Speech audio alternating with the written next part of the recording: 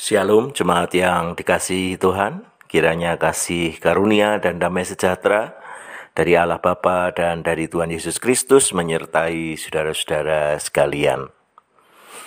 Bapak Ibu, saudara-saudara yang dikasihi Tuhan, ketika kita hidup di dalam kekristenan sebagai orang-orang yang diselamatkan oleh Tuhan Yesus Kristus, kita memiliki keterikatan dengan orang-orang Kristen yang lain, orang-orang yang berada di dalam dasar yang sama, yaitu karya keselamatan Tuhan Yesus Kristus.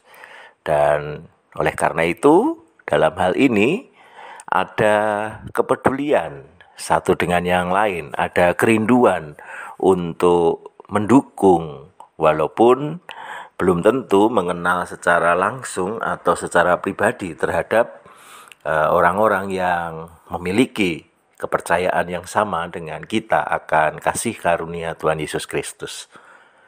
Nah, di dalam zaman Perjanjian Baru ketika Rasul Paulus melakukan karya pelayanannya pun, Rasul Paulus juga melakukan hal yang sama. Kepada jemaat di Kolose sebenarnya Rasul Paulus tidak memiliki keterikatan langsung atas jemaat ini.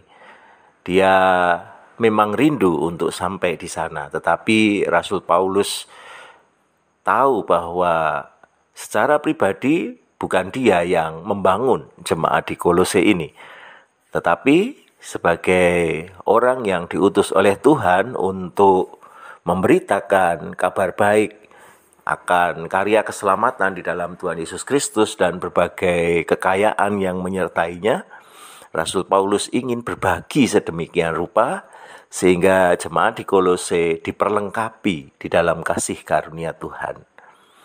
Di dalam Kolose 2 ayat pertama hingga ayat yang ketiga yang berbunyi demikian. Karena aku mau supaya kamu tahu betapa beratnya perjuangan yang kulakukan untuk kamu dan untuk mereka yang di Laodikia dan untuk semuanya yang belum mengenal aku pribadi. Supaya hati mereka terhibur dan mereka bersatu dalam kasih, sehingga mereka memperoleh segala kekayaan dan keyakinan pengertian dan mengenal rahasia Allah, yaitu Kristus, sebab di dalam dialah tersembunyi segala harta hikmat dan pengetahuan. Jadi dalam ayat ini Rasul Paulus mengatakan bahwa kepada jemaat di Kolose maupun di Laodikia, kota yang dekat dengan Kolose, dia merasa bahwa jemaat ini belum mengenal Rasul Paulus secara pribadi.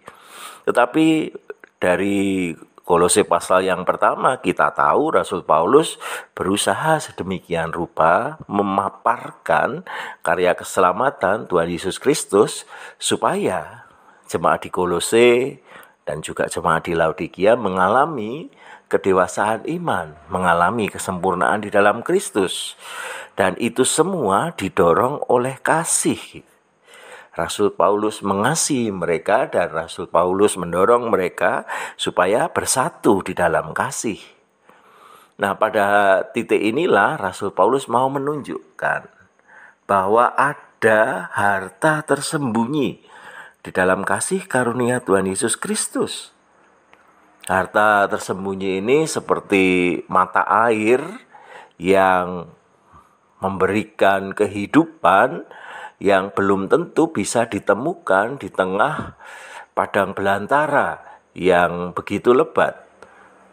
Saya bisa membayangkan kalau ada mata air yang tersembunyi seperti itu, orang butuh diberi petunjuk untuk sampai ke tempat itu. Karena kalau mereka mencari dengan usahanya sendiri bisa dibutuhkan waktu yang sangat lama. Tetapi kalau ada petunjuk yang mengarahkan untuk sampai kepada mata air itu, orang akan segera menemukan dan mendapatkan kesegaran dan kehidupan bisa berlangsung dengan lebih baik. Seperti itulah yang sebenarnya sedang dilakukan oleh Rasul Paulus.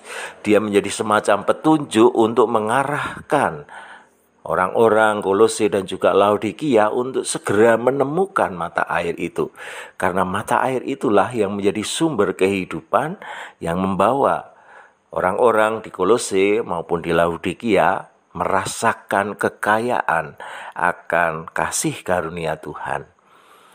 Rasul Paulus menunjukkan bahwa di dalam Kristus ada rahasia Allah, ada keyakinan dan pengertian yang kaya luar biasa, dan di situ dikatakan sebagai harta hikmat dan pengetahuan yang tersembunyi. Jadi kalau itu masih menjadi sesuatu yang tersembunyi, tentu tidak mudah untuk ditemukan dan kemudian menjadi berkat di dalam pertumbuhan rohani.